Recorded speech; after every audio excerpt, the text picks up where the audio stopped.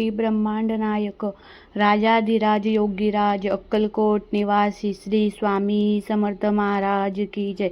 भक्तांच्या संकटात धावून येणारे अद्भुत शक्तीचे धनी श्री स्वामी समर्थ महाराज आजही आपल्या भक्तांवर कृपा करतात. व्हिडिओ शेवटपर्यंत. नमस्कार. श्री स्वामी समर्थ स्वामी कृपा या चॅनलमध्ये आपल्या सर्वांचे स्वागत आहे. अवधूत चिंतन श्री गुरुदेव दत्त श्री स्वामी समर्थ. मंडळी, कधी कधी आपल्या जीवनामध्ये असे काही प्रश्न उभे राहतात ज्यांची उत्तरं आपल्याला सहज मिळत नाहीत. कधी कधी असे निर्णय समोर येतात जे घ्यायचे असतात पण मन मान्य करत नाही आणि नको म्हणत बसत नाही. असा तो काळ असतो जिथे मन प्रचंड घालमेल करत असतं. हे करू की नको, होकार द्यावा की नकार, थांबावं की पुढे जावं. मंडळी, अडकलेले पैसे केव्हा मिळतील की नाही, एखादं स्थळ आलं आहे पण तिथे होकार द्यावा की नाही, घर घ्यायचं आहे, गाडी घ्यायची आहे, मुलांच्या शिक्षणाबाबत प्रश्न आहे, त्यांच्या करिअरबद्दल चिंता आहे, नोकरी बदलावी का व्यवसाय सुरू करावा, का एखादा महत्त्वाच्या कामाला जायचं आहे पण ते काम होईल की नाही, असे असंख्य प्रश्न कोणतेही असू शकतात. पण एक गोष्ट समान असते, मनाची अस्वस्थता. अशा वेळी आपण काय करतो? आपण आपल्या माणसांकडे जातो, घरातील सदस्य, मित्रमैत्रिणी, ओळखीचे लोक, मित्रांनो, प्रत्येकाचं मत वेगवेगळं असतं. कोणी म्हणतं कर, कोणी म्हणतं न करू नको. आपण आधीच गोंधळात आलेलो असतो, त्यामुळे अजून कन्फ्युजन वाढते. अशा वेळी एक विचार मनात येतो, कोणीतरी असावं जो योग्य मार्ग दाखवेल, आणि इथे स्वामी समर्थ महाराज आपल्या आयुष्यात प्रवेश करतात. मंडळी, आपण स्वामी महाराजांना आपले प्रश्न विचारू शकतो, आपल्या निर्णयासाठी त्यांची मदत मागू शकतो. आता इथे काही लोक म्हणतील, महाराज काही थोडी स्वतः बोलतात, उत्तर कसं देतील? मंडळी, मी तुम्हाला अत्यंत ठामपणे सांगतो, स्वामी महाराज त्यांच्या भक्तांना उत्तर देतात, पण एका अटीवर. सगळ्यात आधी स्वामींवर आपला पूर्ण दृढ आणि न डगमगणारा विश्वास असला पाहिजे. आपण मनाशी हे ठरवले पाहिजे की स्वामी महाराजांनी दिलेला निर्णय तो आपल्या मनाविरुद्ध जरी असला तरी आपण तोच निर्णय मान्य करणार आहोत. तोच निर्णय आपल्यासाठी शेवटचा असेल. स्वामींच्या आज्ञेबाहेर आपण जाणार नाही. कारण मंडळी, जर स्वामींनी एखादा निर्णय नकारात्मक दिला तर तो आपल्या वाईटासाठी नसतो, तो आपल्या हितासाठी असतो. स्वामी महाराज त्रिकालदर्शी आहेत. त्यांना भूत, वर्तमान आणि भविष्य सर्व माहीत असते.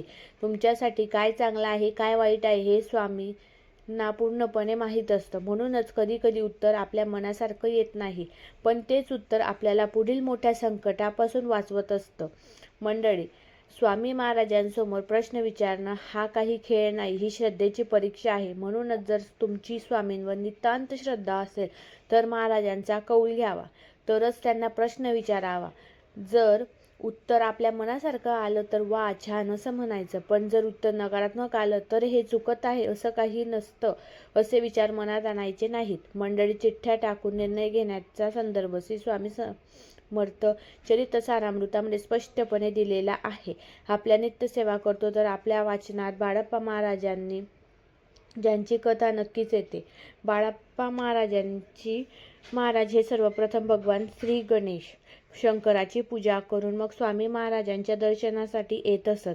एकदा सुंदराबाईंनी महाराजांना सांगितलं की बाळप्पा महाराजांना शंकराची पूजा न करण्याची आज्ञा द्यावी, आणि महाराजांनी तशी आज्ञा दिली देखील. पण बाळप्पा महाराजांच्या मनात शंका निर्माण झाली. त्यांना वाटलं की कदाचित महाराजांनी सुंदराबाईंच्या सांगण्यावरूनच ही आज्ञा दिली असावी, आणि म्हणूनच बाळप्पा महाराजांनी 2 चिठ्ठ्या टाकल्या. एका चिठ्ठीवर लिहिलं होतं पूजा करावी आणि दुसऱ्या चिठ्ठीवर होतं पूजा करू नये. जेव्हा चिठ्ठी उचलली गेली तेव्हा उत्तर आलं पूजा नाही करावी. त्या क्षणी बाळप्पा महाराजांच्या मनातील सर्व गोंधळ थांबला. त्यांनी ते उत्तर स्वामींची आज्ञा मानली आणि तोच निर्णय घेतला. मंडळी, आपल्या स्वामी हे त्रिगुणात्मक आहे. त्रिदेवांचा वास स्वतः महाराजांमध्ये आहे आणि शंकराचं पूजन स्वामींच्याच रूपामध्ये बाळप्पा महाराजांच्या हातून होणारच होतं, हे सत्य त्यांना कळलं आणि त्यांनी स्वामींची आज्ञा शिरोधार्थ मानली. आता मंडळी, आपणही आपला प्रश्न कसा विचारायचा ते नीट समजून घेऊया. मंडळी, इथे एक अतिशय महत्त्वाची गोष्ट लक्षात घ्यायला हवी. स्वामी समर्थांचा कौल घेताना फक्त प्रश्न विचारणं महत्त्वाचं नसतं, तो प्रश्न कशा भावनेने आणि कशा तऱ्हेने विचारतो हेही तितकंच महत्त्वाचं असतं. स्वामी महाराज हे दत्त अवतार आहेत आणि दत्त परंपरेमध्ये शुद्धता, सात्विकता आणि स्वच्छतेला खूप महत्त्व आहे. म्हणूनच कौल घेण्याच्या दिवशी भक्ताने सर्वप्रथम स्वच्छ स्नान करावं, त्यानंतर शक्यतो पांढरे, पिवळे किंवा भगवे वस्त्र परिधान करावे. पांढरा रंग शुद्धतेचं प्रतीक आहे, पिवळा रंग ज्ञान, सात्विकता आणि गुरुकृपेचं प्रतीक आहे आणि भगवा रंग वैराग्य आणि भक्ती दर्शवतो. किंवा अतिगड रंगाचे कपडे यावेळी टाळावेत, कारण स्वामी हे दत्त अवतार असल्याने काळा रंग त्यांना प्रिय नाही, असं शास्त्रात आणि परंपरेत सांगितलं जातं. मंडळी, वस्त्र जसं महत्त्वाचं आहे तसंच पूजा साहित्यांची तयारी देखील तितकीच महत्त्वाची आहे. कौल घेण्यापूर्वी पूजेसाठी खालील साहित्य जवळ ठेवा: धूप, अगरबत्ती आणि दीप. स्वामींसाठी गोड नैवेद्य, शक्यतो पिवळ्या रंगाची मिठाई किंवा गोड पदार्थ, कारण पिवळा रंग स्वामींना अतिशय प्रिय आहे. फुलांमध्ये पिवळ्या रंगाची फुले असतील तर उत्तम आणि त्यासोबत तुळशीपत्र नक्की ठेवा. पूजेसाठी पाणी शिंपडण्यासाठी एक छोटा भांडा आणि सर्वात महत्त्वाचं म्हणजे चिठ्ठीसाठी 2 एकसारखे पांढरे कागद. मंडळी, स्वामींची मूर्ती किंवा फोटो असेल तर त्या पूजास्थळाची स्वच्छता आधी करा. मूर्तीला वस्त्र जसं की कंथा आणि टोप किंवा टोपी घालणं शुभ मानलं जातं, पण लक्षात ठेवा, कौल घेण्यासाठी ते सक्तीचं नाही. भाव महत्त्वाचा आहे, भक्ती महत्त्वाची आहे. पूजास्थळ स्वच्छ, शांत आणि पवित्र असावं, कारण तिथेच आपण स्वामींना प्रश्न विचारणार असतो. आणि जेव्हा ही सर्व तयारी पूर्ण होते तेव्हाच आपण पुढे जाऊन चिठ्ठीद्वारे स्वामी समर्थांचा कौल घ्यावा. सर्वप्रथम आपल्याला 2 समान आकाराचे कागद घ्यायचे आहेत.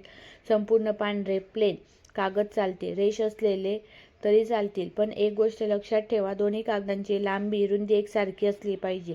दोन्ही कागदांना सर्वात वरती श्री स्वामी समर्थ असं लिहायचं आहे.